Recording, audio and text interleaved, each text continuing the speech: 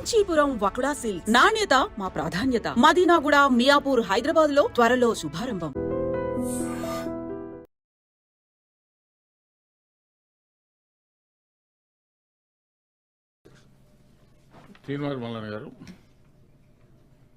Sir, ప్రభుత్వం విత్తనోత్పత్తి కోసం కానీ లేకపోతే పంటల ఉత్పత్తి కోసం కానీ వివిధ ప్రోత్సాహకాలని ప్రకటిస్తూ ఉంది అధ్యక్ష. అయితే ఇక్కడ ఒకసారి పంటల వైపు మనం ఎంత ప్రోత్సహిస్తున్నప్పటికీ కూడా రెండో వైపు కూరగాయలకు సంబంధించినటువంటి విషయంలో తెలంగాణ రాష్ట్రం ఇతర రాష్ట్రాల పైన ఆధారపడాల్సి వస్తుంది అధ్యక్ష. ఇవాళ హైదరాబాద్కు 84% కూరగాయలు ఇతర రాష్ట్రాల నుంచి దిగుమతి అయితే తప్ప రోజు గడవనటువంటి పరిస్థితి ఉంది అధ్యక్ష. అట్లాగే మొత్తం ఎంటైర్ తెలంగాణకి 60% కూరగాయలు రావాలి అధ్యక్ష ఇతర రాష్ట్రాల నుంచి. ఈ విషయంలో రాష్ట్ర ప్రభుత్వం ఈ పంటలను పెంపుదల కోసం ఇది అక్కడ ఏమైతుందంటే ఇతర రాష్ట్రం నుంచి వచ్చినటువంటి దానికి రవాణా ఛార్జీలు, మధ్యలో దళారీలు, మార్కెట్ ఇదంతా కలిపి ధరలు పెరుగుతూ ఉన్నాయి అధ్యక్ష.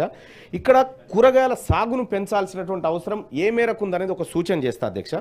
కర్ణాటకలో మొత్తం సాగు 2,27,00,000 ఎకరాలు అయితే 67 లక్షల ఎకరాలు అక్కడ ఉద్యాన పంటలు పండిస్తూ ఉన్నారు అధ్యక్ష.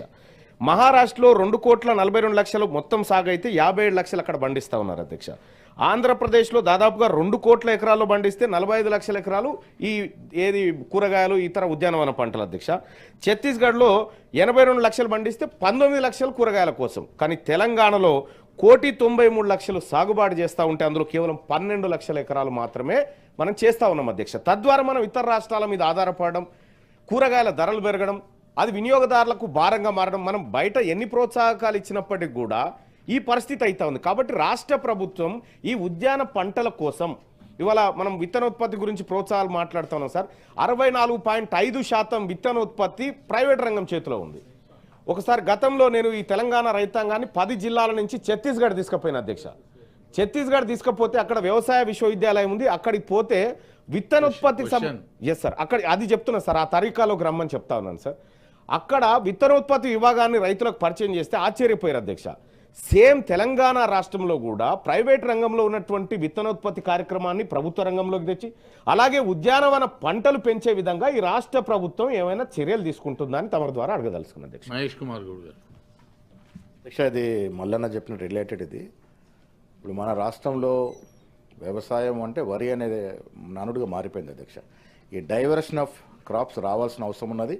ఛత్తీస్గఢ్లో గత ప్రభుత్వం, కాంగ్రెస్ ప్రభుత్వం, అక్కడ క్రాప్ డైవర్ట్ వేరే క్రాప్ వేసుకుంటే ప్రోత్సాహకాలు, ఇన్సెంటివ్స్ పెద్ద ఎత్తున ఇచ్చింది అధ్యక్ష.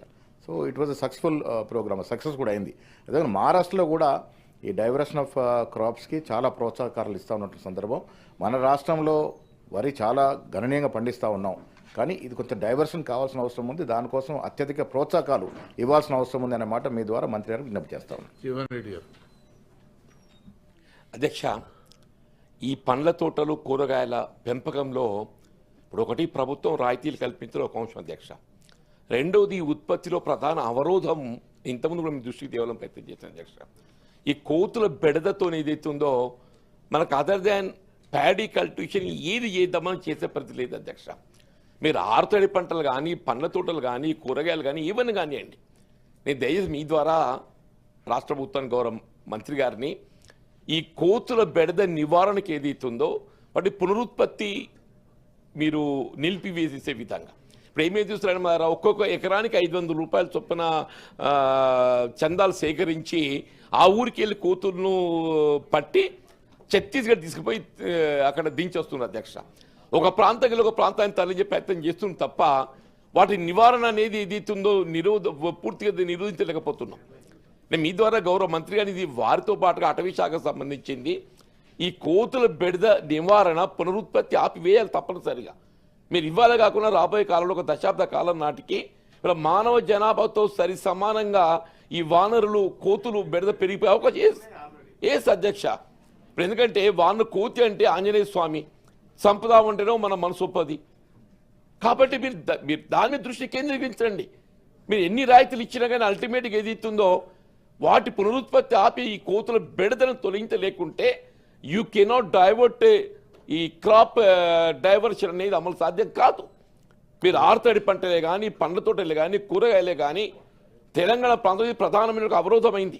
దయచేసి దానిపై దృష్టి పెట్టాలని చెప్పని మీ ద్వారా రాష్ట్ర ప్రభుత్వాన్ని గౌరవ మంత్రిగా కోరుతాను అధ్యక్ష.